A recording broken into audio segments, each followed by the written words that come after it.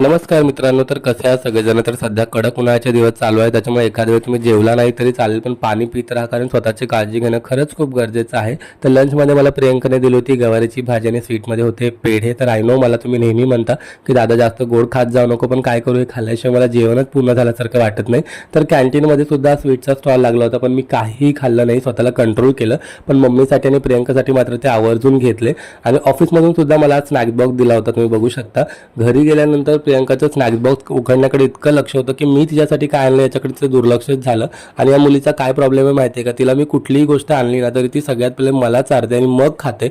म्हणजे केवढं ते नवऱ्यावरचं प्रेम, काय सांगायचं तुम्हाला. आणि आज मम्मी सुद्धा गावावरून आली होती, त्याच्यामुळे तिला रसगुल्ले टेस्ट करायला दिले. तर खरं खरं सांगत कोण कोण मम्मीला ब्लॉगमध्ये मिस करत होतं, मी तर खूप मिस करतो मम्मीला.